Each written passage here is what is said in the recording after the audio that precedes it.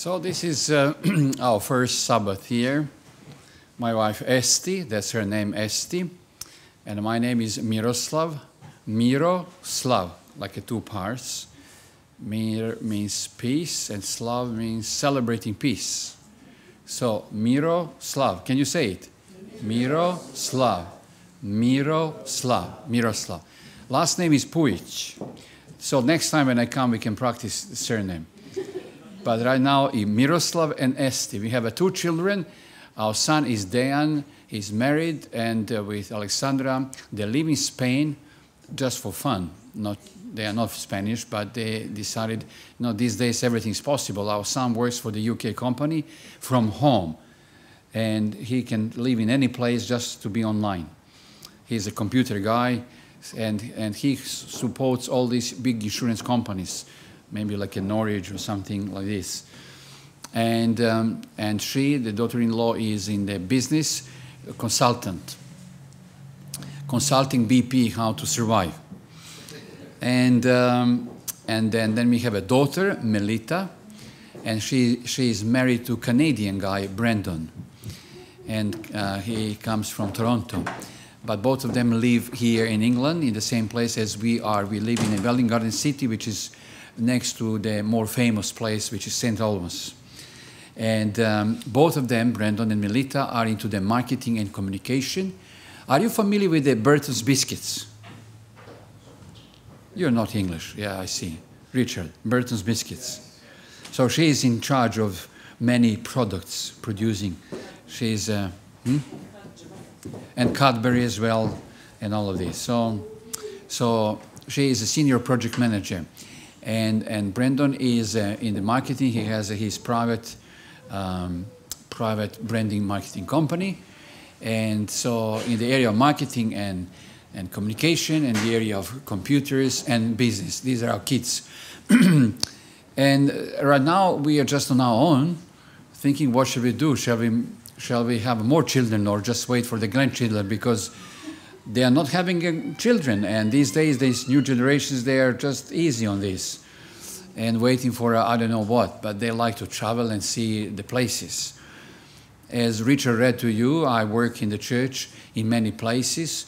Now, by the number of years, the longest in the UK, and we are British citizens as well. We have a dual citizenship, so we benefit in like playing the game with the two passports.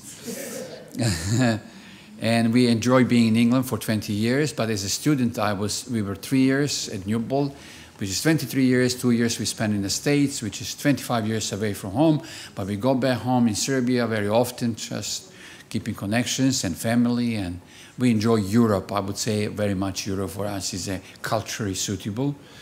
We have a house, we own our house in Welling Garden City, and it's about 1 hour and 15 minutes drive to come here to Barrie and coming to the east. So very happy to see you and the faces, and I don't speak Portuguese except to say "estou fome." This is the only thing I can say in Portuguese. When I was in Brazil, I worked for the division, and then I worked for the General Conference 3 years. Then I traveled around the world. And I was visiting South American Division, and in Sao Paulo, I had hundreds of pastors for the seminar that I was running. And my specialty is very much into postmodernism, which is the culture issue. So I was helping the church to see how to connect with the culture today. And then I asked my host, Ranieri Sales. Anybody knows him? He is now pastor at UNASP University. Church, and I say, Ranieri, tell me how to greet pastors in Portuguese. And he says, okay, just tell them when you stand up, "estou fome." And I thought this is like a nice greetings. Richard, this is dangerous to speak another language. And that means I'm hungry. And they were laughing. So to tell you the truth, even these days when I meet some people from Brazil, we greet each other, "estou fome, brother." And even in hotel, I was greeting at the reception people with the words "estou fome." And it became like, this is normal to say, because for us there is no meaning. And that was like, when I said to the people at the hotel, at the reception in Stockholm, they said, okay, we will help you, we will find something, you know. No, I said, this is my greetings, not really feeling that I'm hungry. But Brazil is a good place to eat. Hey, I know another word, picanha. Are you familiar with picanha? With garlic. I'm vegetarian for almost all my life. And they said, if you don't try to eat picanha, which is beef, you don't know what is the culture. So I said, okay, I'm not eating meat, I'm trying the culture. Okay, so that's the Portuguese group. All right, you're a little bit separate, you know. Don't declare independence, you know. We want to be together. And then here we are English. Yes, very much. We are everything. Everything. How many nations are? 7. Now you have to add one more. Or even 2. My wife originally by nationality is Hungarian, but from Serbia, because when you come to... Brother, are you from Slovakia or Czech? Czech. So, you know, we are Slavic people, you know. Remember, we are now... There is a connection here. Czech people are North Slavic people. I'm South Slavic people. That's the reason you know Yugoslavia. That means South Slavic people. And but Big Brother divided us. Big Brother. You know who is the Big Brother? Second beast in Revelation, trying to rule the world like they divided, you know, them. And so we found a way to live together, and then they say no. And then they say, yes, and no. That's the big game in the world, political games. So we are Slavs, Slavic people. There are Nordic Slavic people. Let me give you a little bit of history. Polish people, Czech people, and Slovak are north. Then you have Eastern Slavic, which is Russian, Belarusian, Ukrainians.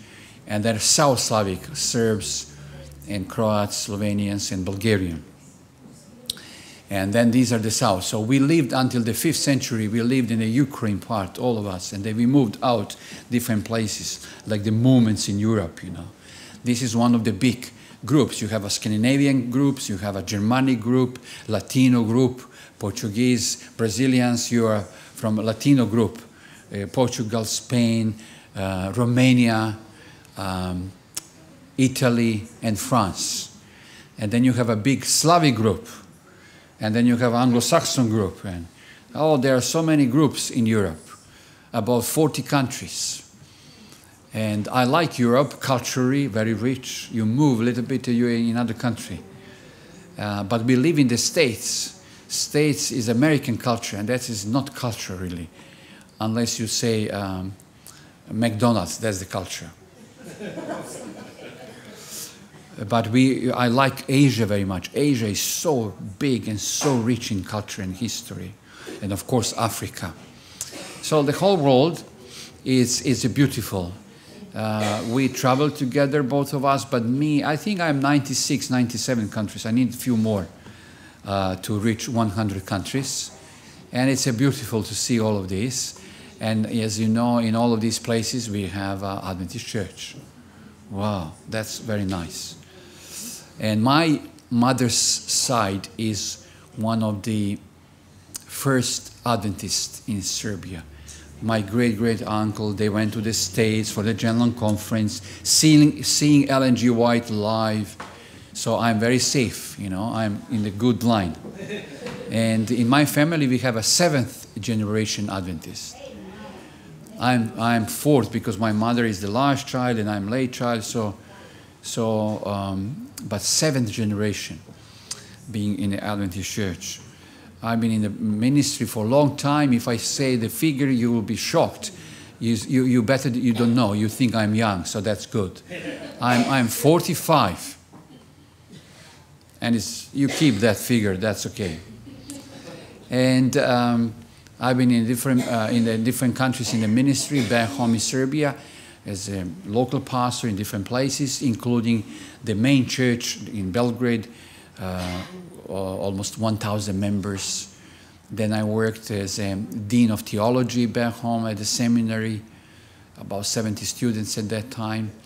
Then I planted churches. I like to plant a church. And if you're ready to be mover and shaker, that's a commitment. No sickness, no holidays, nothing. You're just totally committed to the church planting.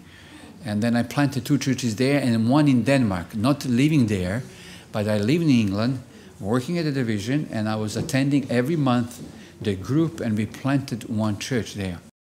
Very nice. Then I've been called to come to the division, and then for 20 years working all the time communication media, and then on and off I got some assignments. With a break of 3 years I worked for the General Conference, but we never lived there in the States, but rather from England. I was serving the General Conference, being the director of the secular and postmodern studies. Lots of words, here. But postmodernism is the socio-cultural definition of the time that we live in right now. Since 1980s, the big shift in the geopolitical arena came, huge shift. The shift is whatever, whenever. You ask people, would you like this? And they say, oh, I don't know, whatever, whenever, the culture. How are you? I don't know, I'm not good, or I feel good, or I like to know, I like to feel good. One day I'm going to talk to you about the culture. So that culture, if you don't know the culture of the majority people today, I'm not talking about the race and language, I'm talking the dominant culture in UK, in Europe, which is not the race, it's not the color, it's not the language, it's just a special culture. Then we are not able to connect. But if you know that culture, then you can connect. We have a culture. You see, you accepted me straight away, even you never see me before, because we have our own culture, which is the Adventist one. And that culture helps us to know, we have a common things. Excuse me. But do you know that, Richard, I assume you're the really English, both of you. And it sounds Richard, Miroslav is not the English. I'm not John Smith. That would be very easy for you. But I thought there are millions of Johns. Let me be something else, But Miroslav is a very Slavic, old-fashioned, like Richard and Williams and Henry. Miroslav is in every country, in Czech also, same name. So it's a very traditional, old-fashioned name among the Slavics. And you is a very English, we can easily connect because we have our culture, which is Adventism.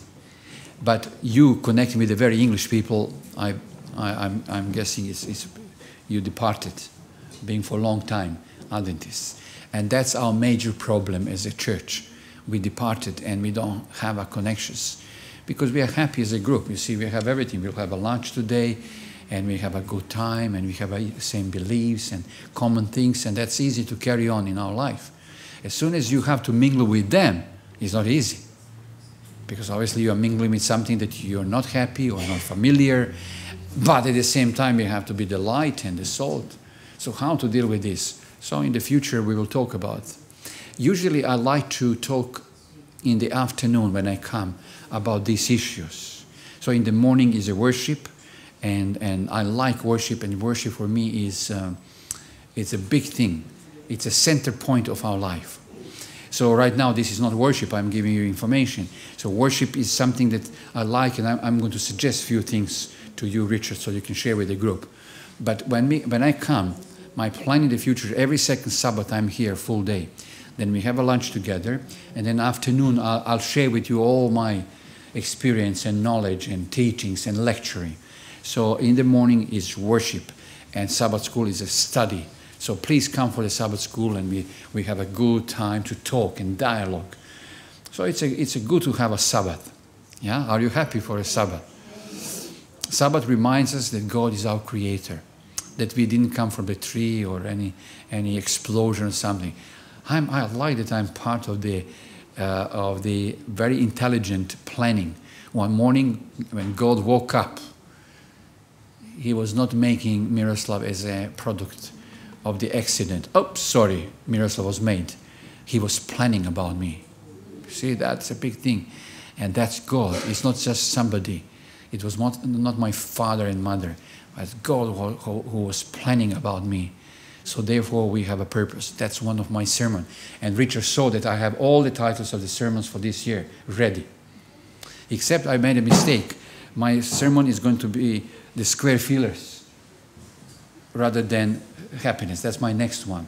But because I was sending to the Cambridge elder for the next Sabbath my title and writing to you at the same time, I made a mistake, which is showing the human aspect of us. I like this sermon to share with you because I'm very much into the strategizing and planning. I can be a little bit annoying of the planning. For me, now it's not going to be like that. It's a very smaller scale, but before dealing with the big projects of thousands of people, big events, big things, you have to plan very carefully and very much in advance. Even 2 years, I would be booked in advance. I remember my daughter was dating Brandon, and they were planning to have a wedding, and I told her, if you want to have a wedding in autumn next year, which I heard they are planning, these are the 2 days that I have free. So pick one of these right now. And this year is completely organized, everything, strategizing. I'm not saying that I'm not flexible, that would be disaster. But I say, because we live in such conditions, but it's good. I like planning. I like to be organized. We can achieve more when we are organized. And then I was planning one of my year, and then you know what I realized? I realized that we are dealing with the squares in the calendar. Either digital square, Don't plug out the computer and plug it back in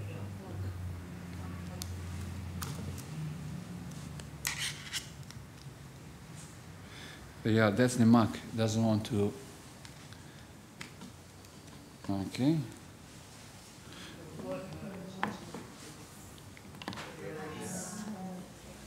Okay, let me. It's not strong. We are filling the squares, you know. Digital square, or in the calendar, the hard copy square. And I said, we are the square fillers. So since this is the beginning of the year, I'd like us to know that this is like a board game of life, moving around the squares every day. How many squares we got in the year? 366 this year. This year, yeah? Okay, 65 or 66? 66. Yeah, this year. So these are the number of squares. It's a board game in our life. Snakes and ladders. And we have certain rules. When you have a game, we have rules to follow. There are 4 rules while we are square fillers. Number 1 square at a time. You cannot say, I want to combine 2. No, just 1. Second rule is you cannot say, can I skip my turn? You can say, I'm going to sleep 24 hours, and it's going to be written, slept 24 hours. So in other words, you cannot skip. Whatever you do, even nothing, is written. Number 3 rule is no reverse. There is no reverse gear like in the car. Can you imagine driving the car and you cannot have a reverse? You make a mistake and you cannot go back. In our life, you cannot go back.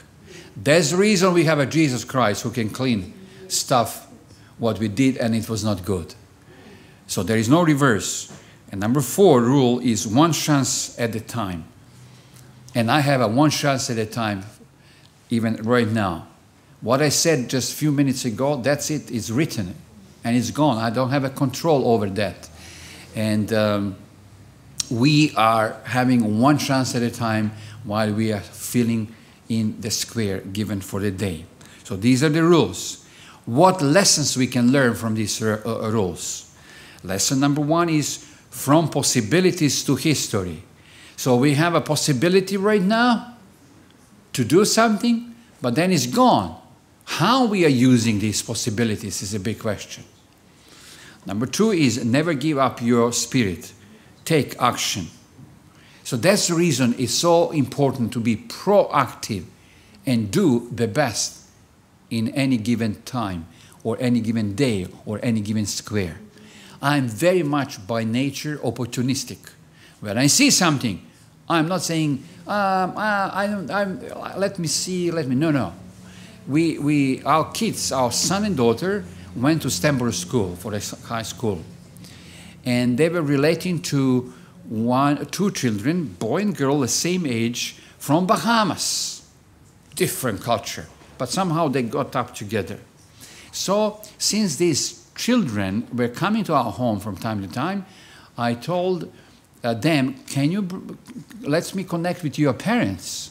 So once we connected with the father and mother, we had the lunch together Sunday, we talked. And the man, Isaac, from Bahamas, he said, Miroslav, you're welcome to visit us to Bahamas.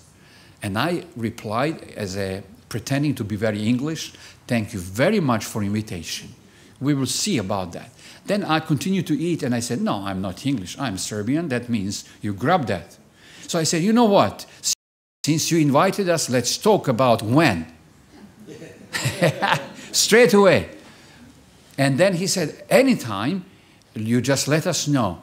You have a responsibility to come. Once you are in our place, don't worry. We have a big house. We have everything. You don't need to worry about food or accommodation. We have a spare car, so you will have a good time.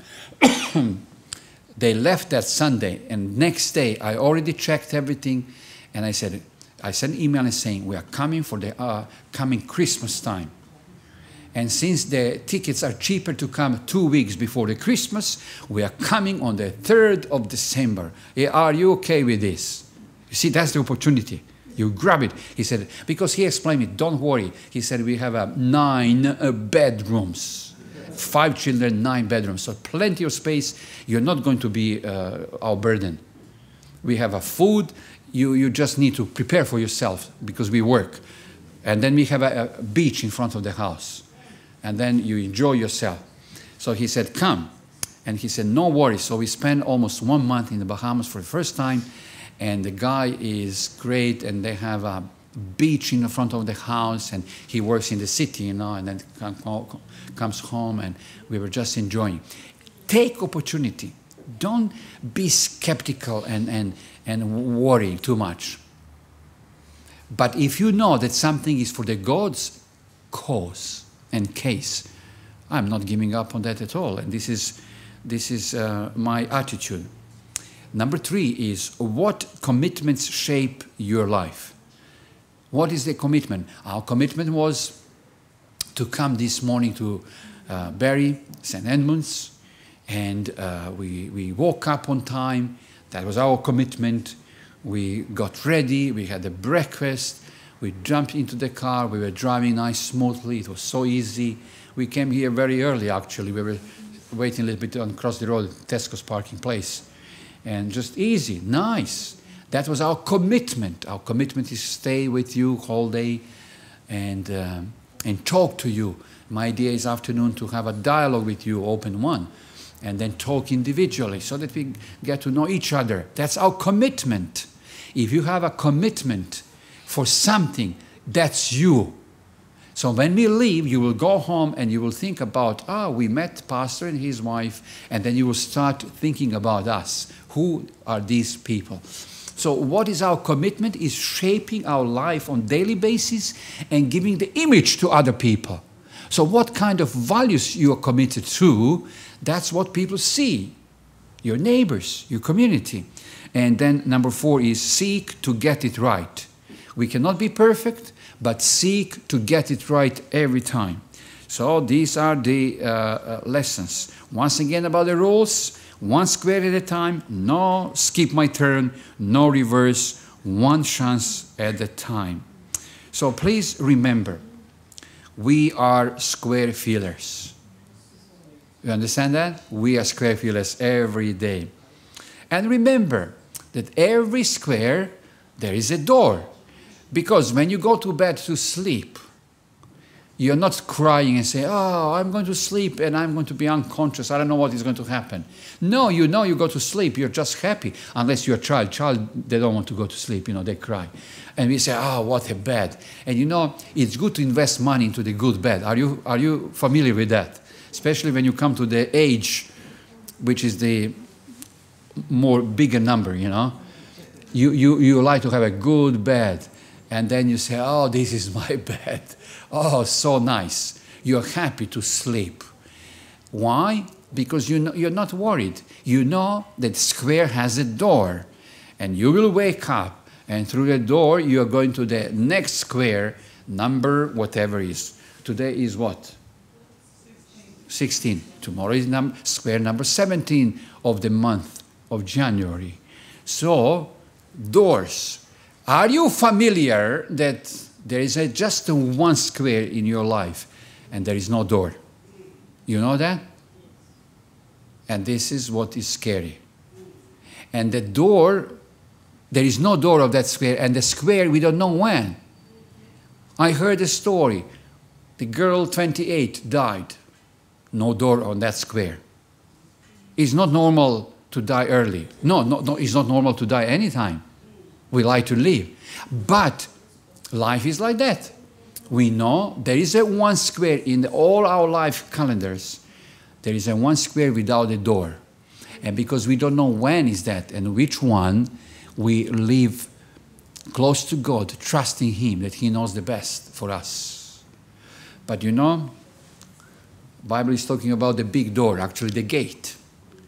There is a one square in the life of this planet which will open the gate, and then Jesus Christ, who is our King and Master, the ruler, He's the owner. He will just open the gate and invite all those who believe Him and trust Him to come and go through that gate. So that's our hope. That's our blessed assurance through Jesus Christ.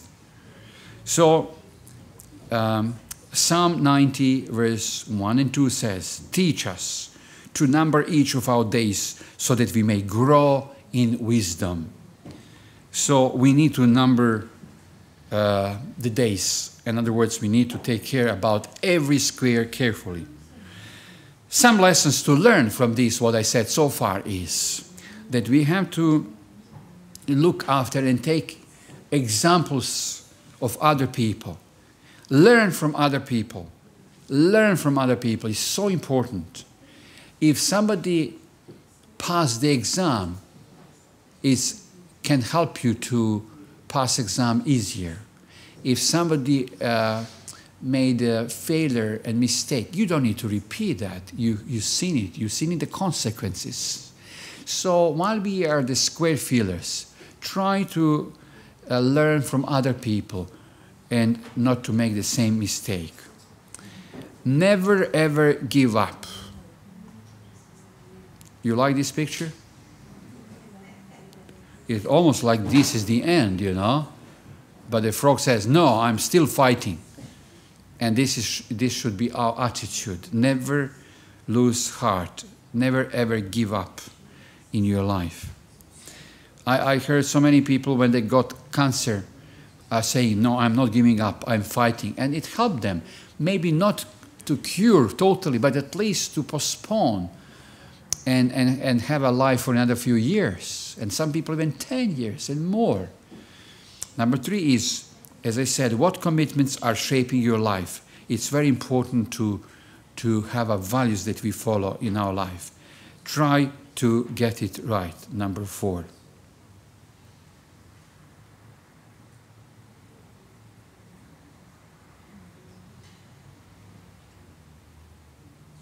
Okay.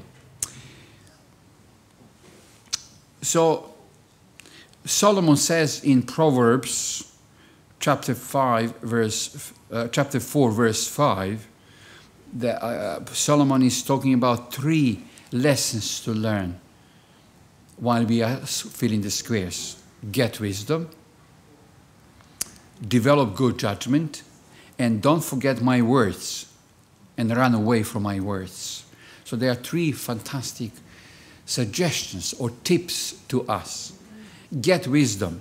How to get wisdom, or basically what is the wisdom at the end of the day as a definition. Those who know are wise. Those who know themselves are enlightened. Do you see the difference? Knowing ourselves is more important than to have a knowledge of this world. We have to know ourselves. Once we know ourselves, that's the wisdom to make right decisions. Turn your wants into wisdom. That's another definition. But I like to read to you the biblical definition. Proverbs chapter 9:10 says that fear of the Lord is the foundation of wisdom. The word fear is not to be scared. And you see that throughout the history, Christians, the traditional church, portrayed God as a very skinny. Have you seen the pictures of God in the medieval time? Long, icony face. God is usually pale, not eaten well, you know, and very skinny, no smile, very serious always. And have you noticed, he's always pointing finger at you. Have you noticed that? You move around and it's just always at you. You, Richard, I know you. Yes, you know me, but what? And always following us. That was the theology of the medieval, was to make sure that people see God as a scary one, authority, so that people are scared and therefore they didn't have a knowledge, no education. They would pay priests to deal with the issues with God. So I'm paying the priest, you work on behalf of me to God, and I'm happy that way. That was all business in medieval time. And the word fear doesn't have that meaning in Proverbs. Fear is respect and honor God. If you respect and honor God, that's the wisdom. So I don't need to go to school to have a PhD to be wise. No, that's the knowledge, cognitive knowledge. But if you want to be wise, the first prerequisite is respect God. If you respect God, that's the big thing. And you will be a wise person. Hallelujah, that's easy. And everybody can be wise. The problem is that people are forgetting this. And you know, have you noticed that instead of cursing themselves or Satan, they curse and swear at God and the mistakes they did? It's interesting. Why God is responsible for that? There is a website, guys, which is God Index, something like this, which is dealing how God is doing every day. They're grading and rating God every day. So wisdom, according to the Bible, is respect and honor to God. Now, develop good judgment. How we can develop good judgment? How do I know as a parent what to do with my children? How do I know what is good for me for this year, for tomorrow actually? I don't know. How to develop good judgment to make decisions in the right way? Let us see what the Bible says in Proverbs chapter 9:10. Knowledge of the Holy One. Who is the Holy One? God. The knowledge about God results in good judgment. Here's the answer. You want to make a good judgment, in a sense, good decisions? You have to know knowledge about God. Okay, what kind of knowledge? Philippians chapter 3:10 says, I want to know Christ and experience the mighty power that raised him from the death. I want to suffer with him, sharing his death, so that in one way or another, I will experience the resurrection from the dead. Knowledge of God or Jesus Christ is resulting in being resurrected if we die before he comes. When we talk about the word knowledge, to know, is a Hebrew word, yachad, which means relating to. It's a relationship. So my friends, knowledge is not just a cognitive, meaning school knowledge, textbook knowledge. Yes, it is as well, but not only.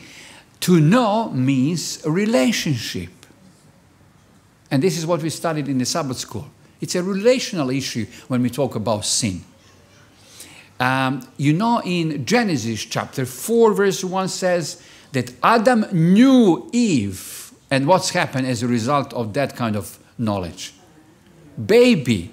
So that was not just knowledge about, oh, I know about my wife, she looks that way, she likes this and that, she doesn't like that. It's not information. It's a relationship, intimate relationship, which resulted in having a child. If we have an intimate relationship with God, you know what are the consequences? Galatians chapter 5, which is talking about fruit. We bear the fruit then. Love, and then explanation what kind of love, the aspects of love. So, in order to make a good judgment, we have to know God. In other words, we have to have a relationship to God. In other words, prayer, studying Bible, chatting with God, making sure that we are growing in that relationship and deepening and intensifying that relationship and maturing that relationship, and repetition. You know, repetition means I love you. You know, my wife and I will have in March 37 years of marriage. So many, but still we are not 50 or 60, you know, so we have a number of years. And you know what I realized? That she wants me to say I love you more than even when we got married. So when you get older, repetition is more important than at the beginning. Affirmation, you know, more and more. Growing relationship is emptying. You have to give away something to be able to receive. So that kind of relationship we are talking about with God, if you have a yachad, Hebrew word, relationship with God, you will be able to make a good judgment. So my wife doesn't need to tell me everything because we know each other very well. So we are reading the body language. Even she look at me and I know exactly. That's it. Richard, are you also learning that? We have a kind of frequency device here. Okay, I know everything. The point is that if you are relating to God very closely, God doesn't need to say everything. You understand that? It's just we are so familiar with each other. That's the point. To make a good judgment, you have to be close to God, close enough so that it's so easy to make a decision in the right way because you know what God likes or not. Are you still with me, or you are... Richard, when the Sabbath school is over, you have to switch off all of this because it's so dangerous. I feel like on the beach, so warm. Number 3, don't forget my words. Don't forget my words. What he is talking about, Solomon. What are the words? Email from God. You understand? Email. The Word of God, the Bible. But Bible now is electronic, so you have everything. So the message that God sent to us, don't forget that.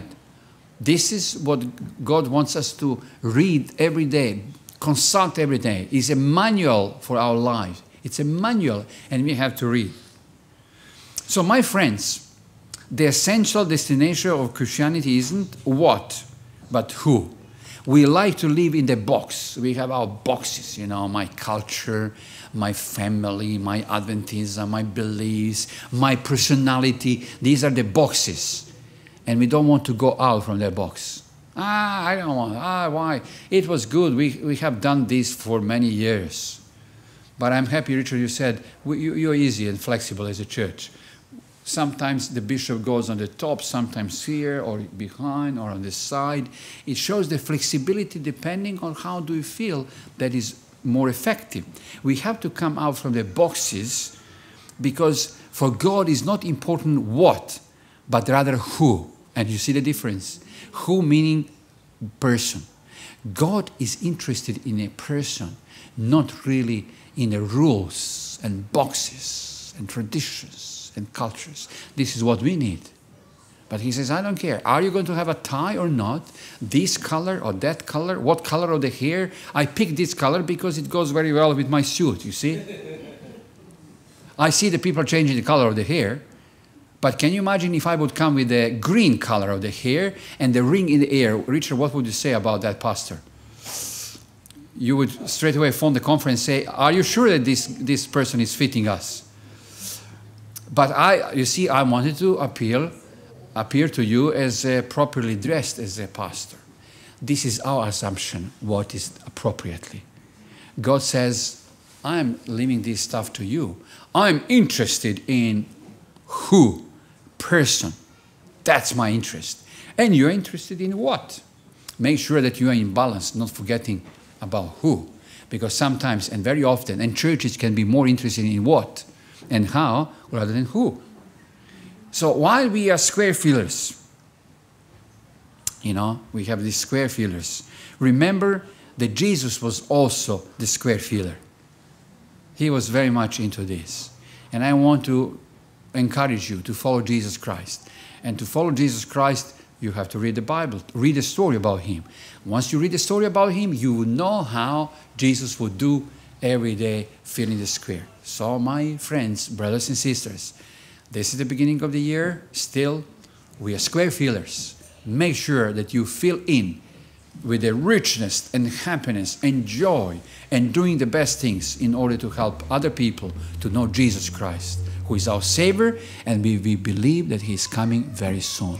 Amen.